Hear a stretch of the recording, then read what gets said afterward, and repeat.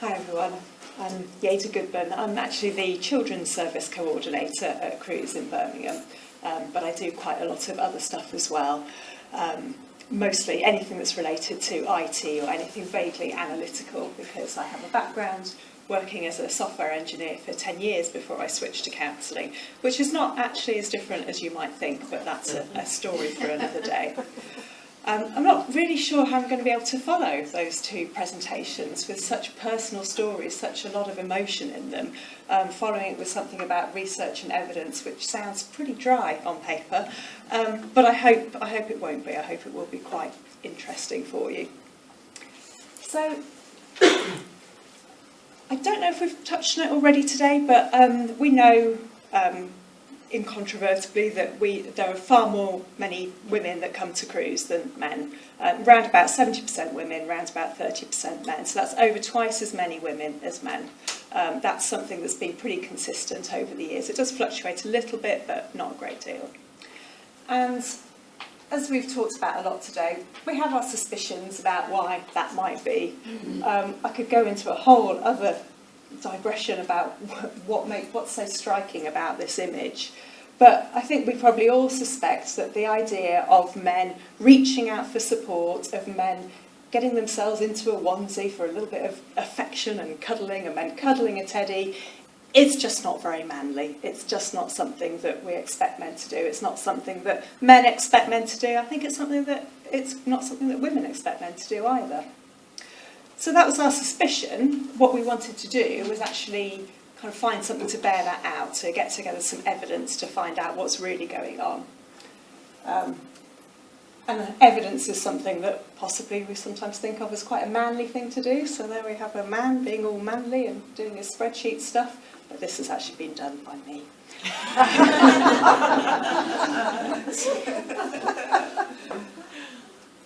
So what we did three different things. The first thing was a focus group to look at the family support group. This is a monthly group that we have which meets for bereaved families.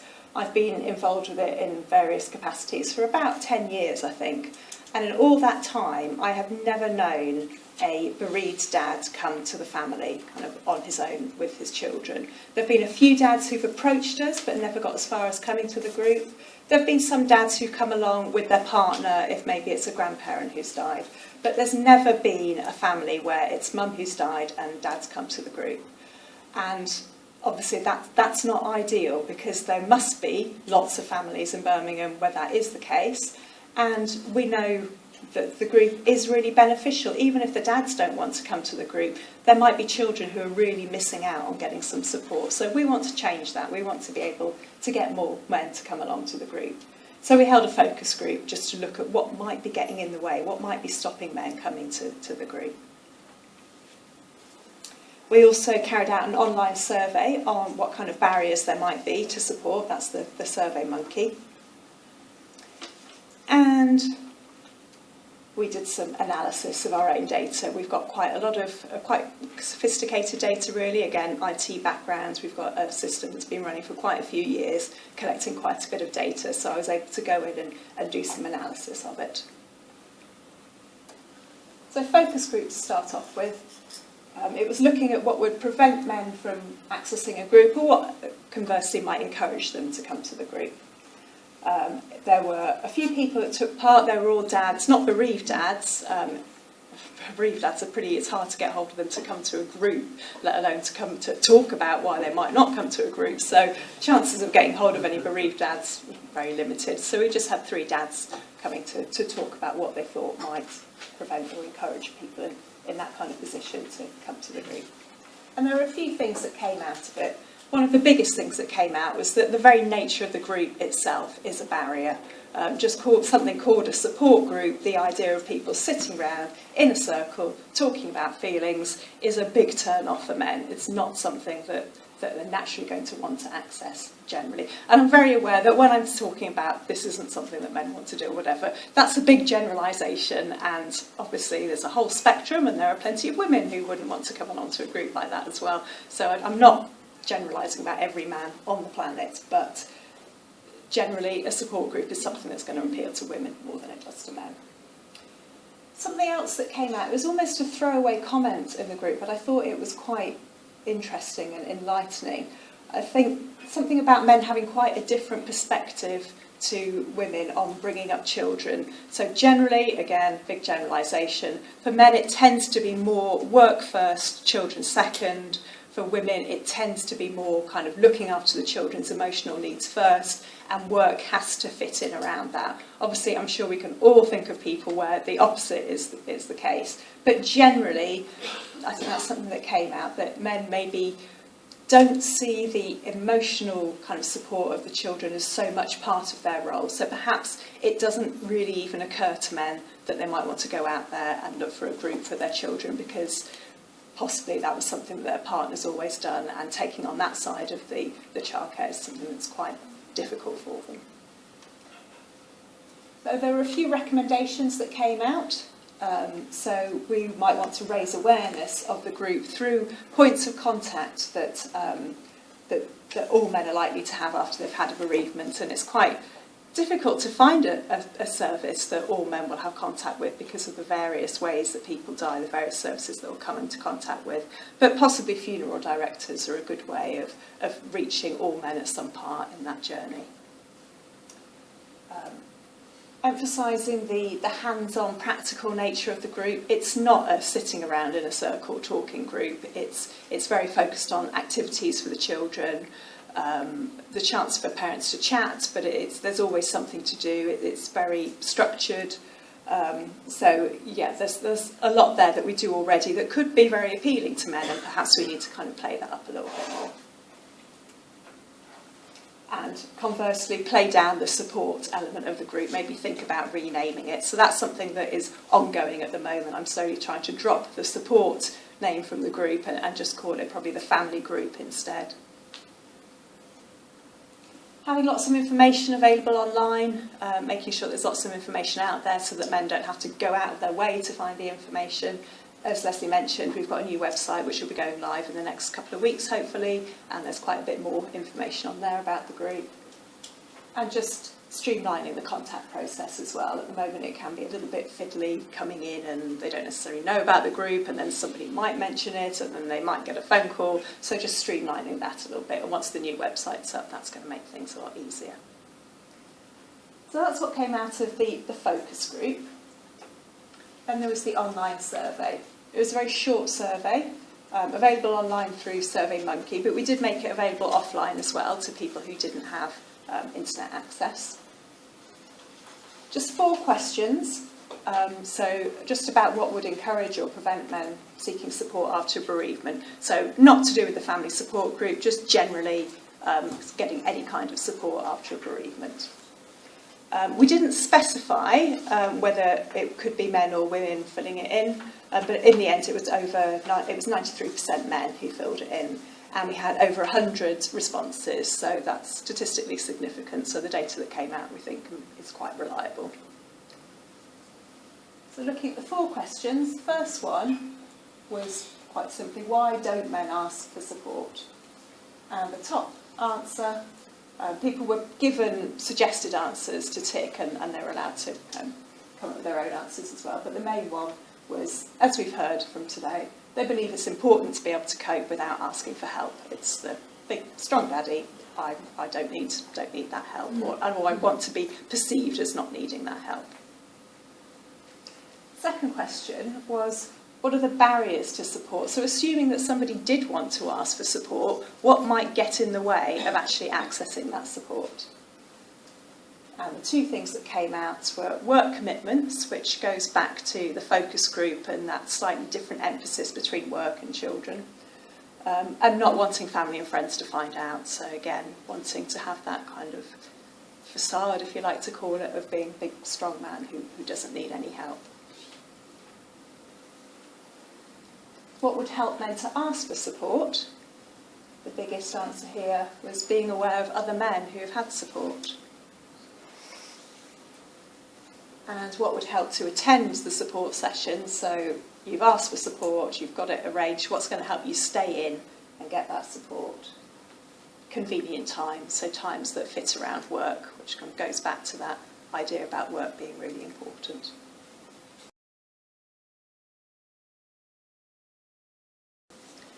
I've not put too much of the actual raw data into the presentation because I know it can be a bit dry, especially after you've had such fantastic talks about the real life stories. But I have put, because these are quite simple questions, I put them in just so you can have a quick look, different questions and what the balance was of different answers. So that's why don't men ask for support, the barriers, so work commitments, not wanting family friends to find out, both quite high there. What would help to ask for support? So being aware of other men is quite high up, but also knowing more about the types of support available is just quite high up there. Now what would help to attend support, so convenient times. And convenient location is quite high up there as well. It's quite a difficult one because what's convenient for one person really inconvenient for someone else, but yeah, making it convenient, making it fit around other commitments. So that was the online survey. The next thing is the data analysis.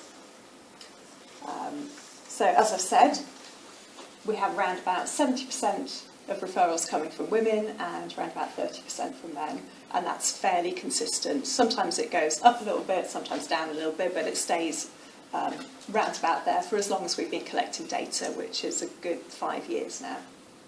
So what I wanted to do was dig into that data a little bit more deeply and find out what's going on. So for men, is it the case that they have fewer sessions than women?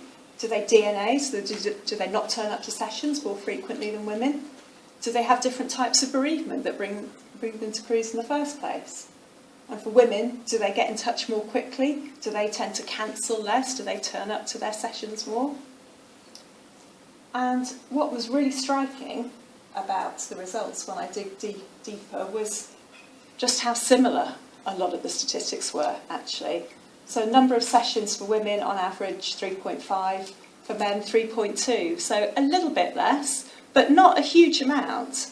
I am quite an IT geek, but I'm not a statistician, so I can't say whether this is really statistically significant, but it doesn't look like that's a really significant difference. And I hope there aren't any statisticians in the room, because I was just making it up as I went along, really. So I don't want any questions about the methodology. Referrals, if we just break down referrals into how many women, how many men, so overall 72% women, 28% men. And that's pretty much the same, but if we break down the people who cancel and the people who DNA, same kind of figures, around about 70% of the people who cancel will be women and around about 30% of them will be men. So the figures there balance out just the referrals that we're getting. And flipping it another way, so if we look at overall how many of our clients do DNA, how many cancel, 6% of both women and men will DNA and 9% will cancel, which is good because they're obviously quite low figures, but again, identical, absolutely identical figures for women and men. So I think that's really striking, actually, that there are so many similarities between how men and women use the service.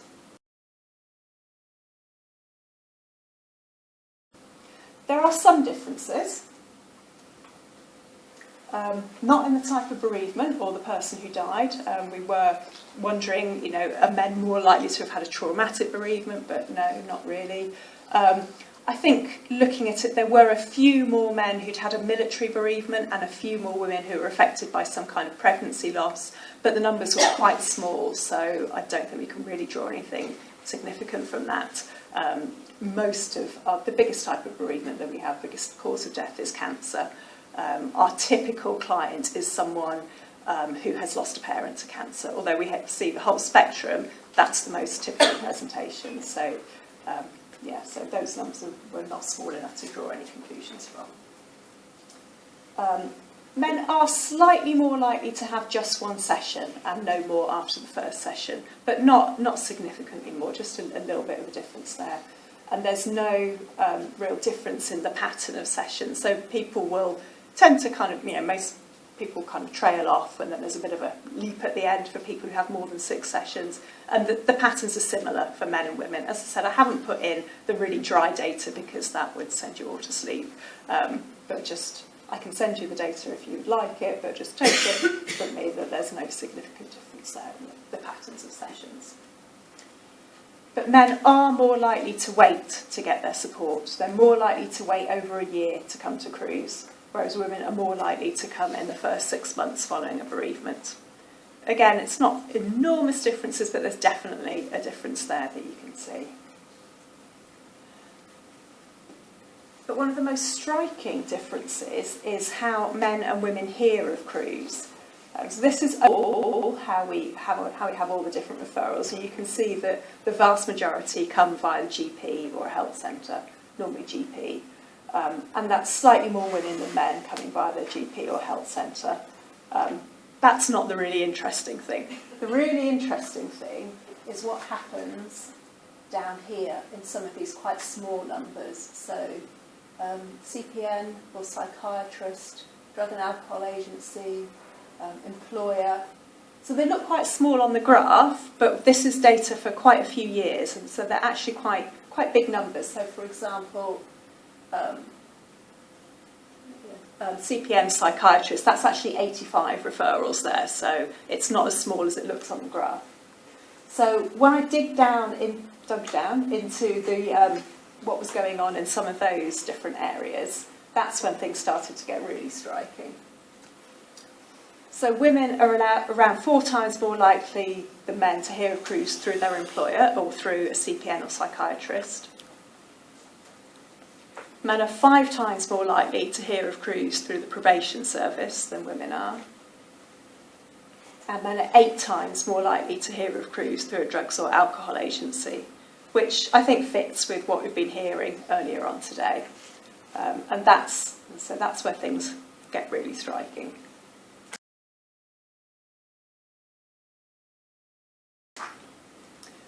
So, conclusions. The evidence does seem to suggest that men find it hard to ask for support. They've told us in the survey, that's what they said, they find it hard to do.